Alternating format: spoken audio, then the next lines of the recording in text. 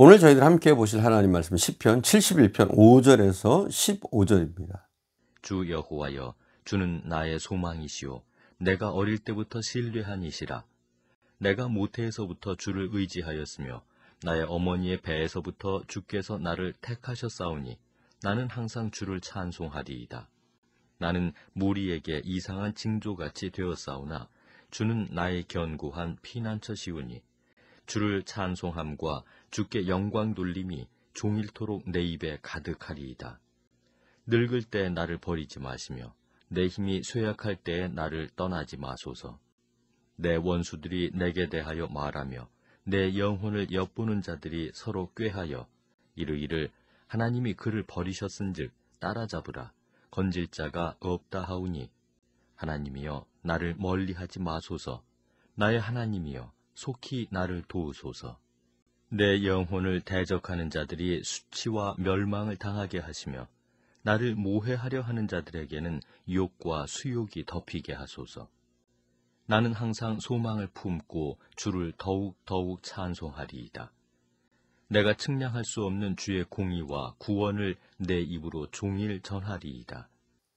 오늘 본문을 살펴보면 그 안에 꼭 정신 나간 사람처럼 보이는 사람이 하나 있다는 것을 발견할 수가 있습니다. 말과 행동을 거꾸로 하고 있기 때문에 정신 나간 것처럼 볼 수밖에 없습니다. 여기에 나오는 주인공의 형편이 말이 아니었습니다. 그는 악한 사람들, 불의한 사람들의 함정에 빠졌던 것이 분명합니다. 이제는 자기 힘으로 그 함정에서 빠져나올 가능성도 없었습니다. 그러자 자연히 그를 대적하는 자들은 이제 저 사람은 끝장났다. 하나님도 그를 도와주지 않기로 작정하신 것이 틀림없다. 이제는 우리 손에서 못 빠져나올 거야. 이러면서 희낙낙하고 있었습니다. 어떻게 할 도리가 없었습니다. 급하면 지푸라기라도 잡으려고 하는 인간의 본성이 작용하지 않습니까? 하나님을 마구 불러대면서 아우성을 치고 있는 장면이 바로 본문 시편 71편의 배경입니다. 그런데 저를 놀라게 한 것은 그렇게 지푸라기라도 잡으려 하는 듯이 하나님께 살려달라고 소리 지르면서도 도무지 이해가 안 되는 말을 중간중간에 하고 있다는 사실을 발견했습니다. 8절을 보십시오. 주를 찬송함과 주께 영광 돌림이 종일토록 내 입에 가득하리다. 이 말이 뭡니까? 이 말은 다음과 같은 뜻입니다. 주여, 그럼에도 불구하고 내 입에는 주님을 향한 찬송, 이 찬송이 하루 종일 떠나지 않고 있습니다. 하나님 때문에 내 마음은 말로 다 할 수 없는 기쁨이 차고 넘칩니다. 여러분, 정신 나간 사람의 모습처럼 보이지 않습니까? 14절을 보십시오. 나는 항상 소망을 품고 주를 더욱 찬송하리다. 비록 내 형편은 소망이 없어 보이지만 그러나 나는 소망을 잃지 않습니다. 그리고 이 소망 때문에 나는 주님을 더욱 찬송할 것입니다. 형편이 어떻게 되든 간에 상관없이 나는 주님을 찬송하길 원합니다. 나는 주님을 찬양합니다. 오히려 기쁨이 넘치는 모습을 보여주고 있습니다. 이 모습이 저에게도 도전이 되었습니다. 그러나 이러한 절망 가운데서도 기쁨과 찬송을 잃지 않고 버틸 수 있었던 이유가 무엇인가, 이것을 알기 위해서 71편 전체를 좀 자세히 살펴보았습니다. 역시 믿음 때문이었습니다. 믿음 때문에 그럴 수 있었던 거예요. 모태에 있을 때부터 하나님께서 자기를 붙드신 것을 그는 믿었습니다. 그러므로 늙어서 머리가 108이 될 때까지 하나님께서 자기를 절대로 버리지 아니하실 것이라는 그 확신이 그의 마음에 있었습니다. 뿐만 아니라 하나님께 피하는 자는 절대로 부끄러움을 당하게 하지 않으신다는 그 약속을 믿고 하나님을 부르고 의지하면 비록 지금 상황이 어려워도 하나님께서 절대로 나를 버리지 않을 것이다. 나를 도와주실 것이다. 구하면 반드시 하나님 나를 구원해 주신다. 이 확신이 그의 내면 깊숙한 곳에 있었습니다. 이것이 믿음이었습니다. 이 믿음 때문에 비록 형편은 정말 어려웠지만 입을 다물고 가만히 있을 수 없었던 겁니다. 오히려 하나님을 찬양하게 된 것입니다. 20절 봅시다. 우리에게 여러 가지 심한 고난을 보이신 주께서 우리를 다시 살리시며 땅 깊은 곳에서 다시 이끌어 올리시리다. 이 말씀에 주목하셔야 합니다. 우리에게 많고 심한 고난을 보이신 주께서, 이것은 다른 말로 우리에게 심한 고난을 허락하신 것은 주님이시다 라고 할 수 있는 겁니다. 하나님의 자녀가 고난을 당합니까? 하나님의 자녀가 세상 사람들도 경험하지 못한 극심한 고통을 씹으면서 살아야 합니까? 여러분, 그것은 운이 나빠서 찾아온 고통이 아닙니다. 그 배후에 하나님이 계십니다. 이것을 믿는 것입니다. 나에게 많고 심한 고난이 왔지만 이것은 주께서 배후에 계셔서 허락하신 것이다. 선하신 주님이 이것을 허락하셨다면 나를 위한 선한 뜻을 갖고 계실 것이다. 이렇게 믿는 것, 이것이 믿음입니다. 비록 그 십자가가 무겁고 고달프지만 절대로 나에게 손해가 되지 않을 것이라는 확신을 갖는 것이 믿음이란 겁니다. 그런 확신을 갖는 이유가 무엇입니까? 배후에 하나님이 계시다는 것을 믿기 때문이에요. 그뿐 아닙니다. 나에게 이와 같은 심한 고난을 허락하시니까 주님이시라면 반드시 나를 살리시며 땅 깊은 곳에서 다시 이끌어 올리신다는 확신이 있는 믿음입니다. 이게 믿음이라는 거예요. 비록 내가 깊은 수렁에 빠진 사람처럼 처절해 보이지만 하나님이 반드시 그 능하신 팔로 그 수렁에서 친히 나를 이끌어 올리실 것이다.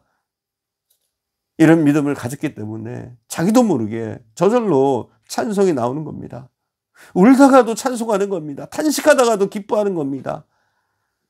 우리에게 많고 심한 고난을 보이신 주께서 우리를 다시 살리시며 땅 깊은 곳에서 다시 이끌어 올리시리다. 할렐루야. 근데 가끔 나는 왜 이런 수준의 삶을 살지 못할까 하는 것이 목사로서의 솔직한 고백입니다. 저나 여러분이나 잘 아는 바와 같이 세상 사람들이 흔히 기뻐하는 것을 가지고 기뻐할 정도의 수준이라면 더 이상 신자라고 할 수 없습니다. 자녀가 좋은 학교 들어간 것 때문에 좋아하고 감사하고 기뻐하는 것은 예수 믿는 사람만 그렇게 할 수 있는 것이 아닙니다. 세상 사람들도 다 그렇게 합니다. 만약 그와 같은 이유로 감사헌금을 주님께 드렸다면 그건 별거 아닙니다. 부처한테도 감사헌금을 드리는 사람들이 많기 때문입니다. 어렵사리 좋은 아파트를 부적받았다면 기쁜 일일 것입니다. 그러나 그것 때문에 기뻐하고 감사하는 것은 온전한 사람들도 다 할 수 있는 것이므로 별것 아니라는 말입니다. 건강이 좋아져서 날마다 힘이 넘쳐서 감사하고 기뻐하고 하나님을 찬양한다면 물론 믿음이 좋아서 그럴 수도 있겠지만 사실은 예수 안 믿는 사람들도 그 정도는 다 하는 일이기 때문에 그리 특별할 것이 없다는 겁니다. 예수 믿는 사람이 고작 그 정도로 기뻐하고 감사할 것일까? 여러분 스스로 한번 생각해 보십시오. 예수 믿는 사람이 그 정도밖에 안 되는 것이 아닙니다, 여러분. 절대 아닙니다. 예수 믿는 사람에게는 세상 사람들이 모르는 찬송이 있고 비밀이 있습니다. 세상 사람들은 왜 내가 찬송하는지 절대 모릅니다. 나만이 아는 비밀입니다. 믿음을 가진 사람만이 아는 비밀입니다. 우리에게는 세상 사람들이 모르는 기쁨의 셈이 있습니다. 그들은 일이 잘 돌아가야 그 셈에서 기쁨이 솟습니다. 그러나 우리에게는 일이 잘 풀리든 풀리지 않든 상관없이 항상 끊임없이 솟는 셈이 있습니다.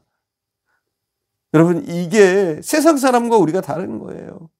우리는 기쁨의 이유가 따로 있는 게 아니에요. 슬프거나 기쁘거나 세상 사람들이 볼 땐 판단할 수 있겠지만 우리는 항상 기쁘고 하나님을 믿기 때문에 즐겁게 하나님을 찬송할 수 있는 줄 믿습니다.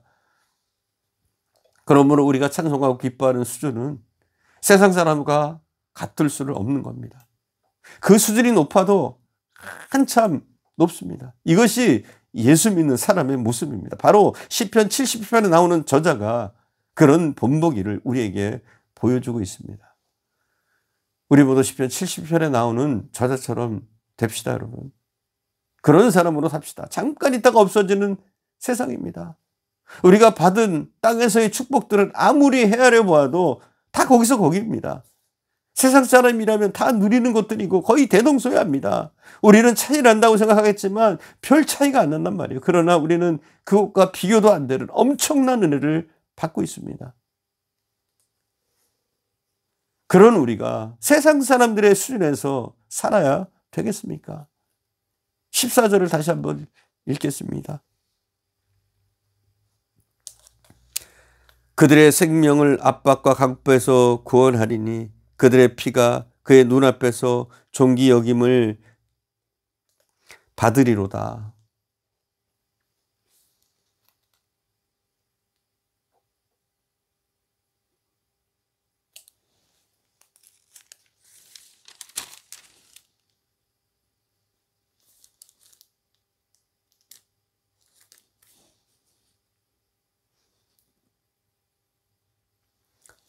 (14절) 다시 한번 읽겠습니다.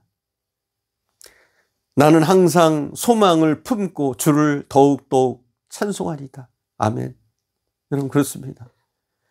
우리는 항상 소망을 주님께 품고 그 어떤 순간에도 그 어떤 상황 가운데서도 더욱더욱 하나님을 찬송하는 사람들인 줄 믿습니다. 기도하겠습니다. 사랑하는 주님, 우리의 형편은 비록 기뻐할 수 없는 상황이지만, 슬퍼할 수밖에 없는 모습이지만, 고통 중에 있지만, 하지만 우리는 굳게 믿게 하옵소서.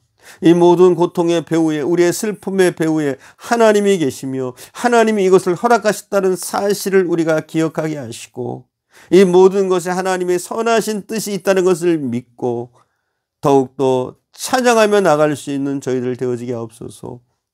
세상의 희노애락, 있고 없음 때문에 즐거워하고 기뻐하는 자들이 아니라 오직 하나님이 나와 함께 하시는 것 때문에 기뻐하게 하시고, 재물이 있으나 없으나 환경이 좋으나 좋지 못하나 항상 하나님을 찬양하고 하나님을 바라볼 수 있는 저희들 되어줄 수 있도록 오늘도 은혜를 내려주옵소서. 함께 하신 주님께 감사드리며 우리 구주 예수님의 이름으로 기도드립니다. 아멘.